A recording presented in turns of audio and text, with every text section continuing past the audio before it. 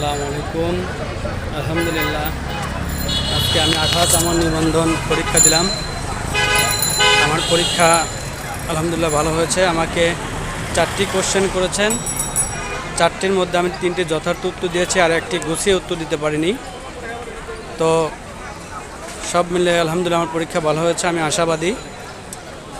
আমি এখন আছি ঢাকা রমনাতে, বরাক টাওয়ার, ইস্কাটন রোড, সবজি বাগানে। আমি এই মুহূর্তে ভাইবাদে বের হলাম। আমার সাথে আমার সফর সঙ্গী আমার দুলাভাই আছেন। এই যে আমার দুলাভাই, এটা আমার সফর সঙ্গী, আমরা একসাথে আসছিলাম। তো ধন্যবাদ আপনাদের সবাইকে, আমার জন্য দোয়া করবেন। এই তো, ওকে, থ্যাংক ইউ, আসসালামু আলাইকুম।